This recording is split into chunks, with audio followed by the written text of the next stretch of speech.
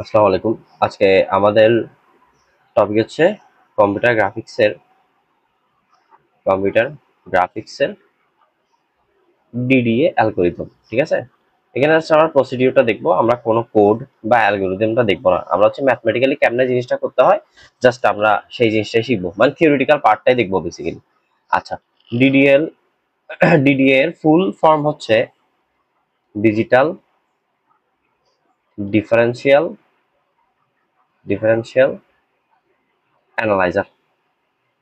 ঠিক আছে, এটা হচ্ছে কি ডিডি এর ফুল ফর্ম। আচ্ছা, একটা ডিডি অ্যালগরিদমকে আমরা কিভাবে অ্যাপ্রোচ করব আমরা সেটা একটু দেখবো। খেয়াল করেন, দেখেন, ডিডি অ্যালগরিদম অ্যাপ্রোচ করার প্রথম স্টেপ ওয়ান হচ্ছে, ধরেন আপনাকে গিভেন পয়েন্ট আছে, একটা গিভেন পয়েন্ট আছে এ x1 y1, আর একটা পয়েন্ট আছে হচ্ছে কি বি x2 y2। অবশ্যই এটা কি দুইটা লাইনের এন্ড পয়েন্ট, এই যে একটা লাইন, তো মানে একটা লাইনের এন্ড পয়েন্ট দুইটা দেওয়া আছে, এটা হচ্ছে এ পয়েন্ট, এটা হচ্ছে বি পয়েন্ট আপনাকে দেওয়া আছে।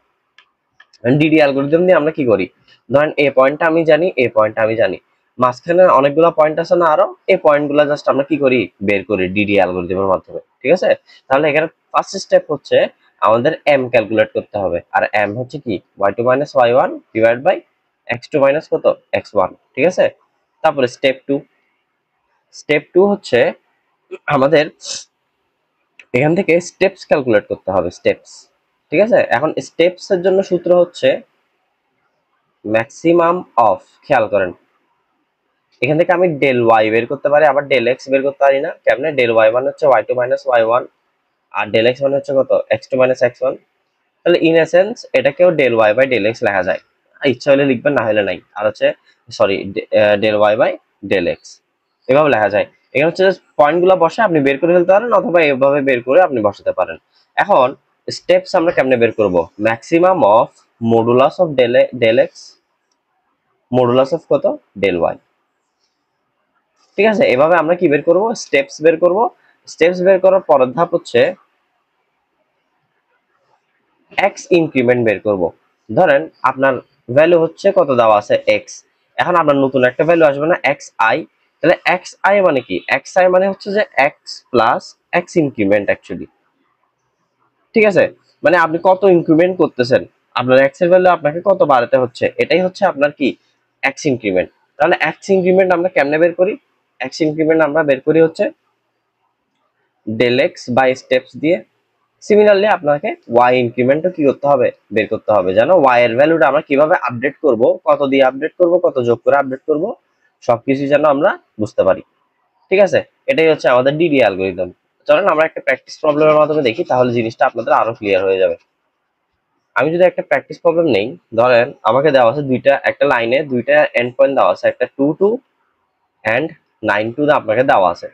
এখন আপনি কি করবেন, আপনি প্রথম হচ্ছে ডেল ওয়াই বের করে ফেললেন, ডেল এক্স বের করে ফেললেন। এখন ডেল ওয়াই মানে কি y2 মাইনাস y1, তার মানে 2 মাইনাস 2, আর ডেল এক্স মানে হচ্ছে কত x2 মাইনাস x1, তার মানে 9 মাইনাস 2। তাহলে এখান থেকে আসে কত 0, এখান থেকে আসে কত 7।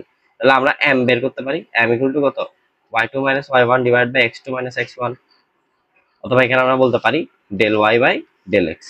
আর আপনি ভ্যালু গুলো পুট করে দেন, এখানে 0, এখানে হচ্ছে কত 7, ইকুয়াল টু কত 0।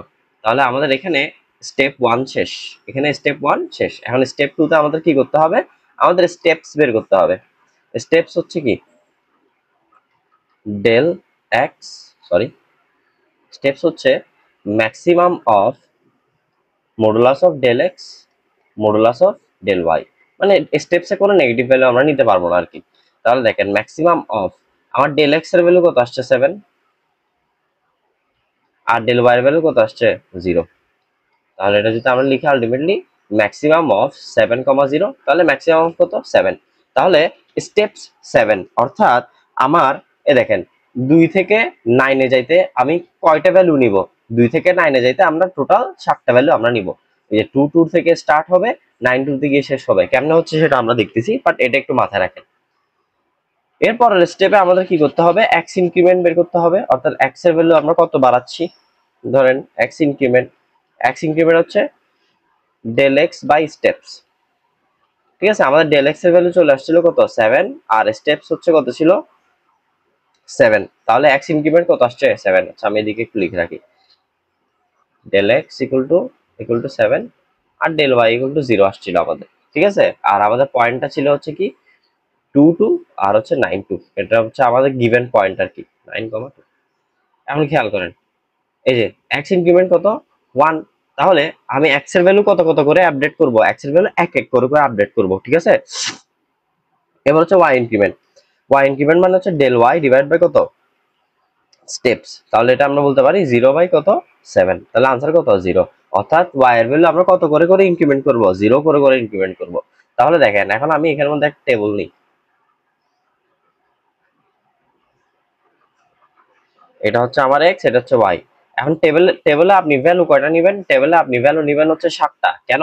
কারণ আমার স্টেপস আসছিল 7টা, মানে স্টার্টিং আর এন্ডিং মিলে 7টা। আমার স্টার্টিং হচ্ছে কত 2 না, এন্ডিং হচ্ছে কত 9 না, এই দুইটা মিলে কয়টা হবে 7টা। এখন দেখেন x এর ভ্যালু যেটা ছিল ওটা থেকে আমি এক বাড়াবো, এক বাড়ালে কত হবে 3, এক বাড়ালে 4, এক বাড়ালে 5, এক বাড়ালে 6, 7, আচ্ছা একটা ঘর আমি কম নিয়ে নিছি 8, তারপর হচ্ছে কত 9।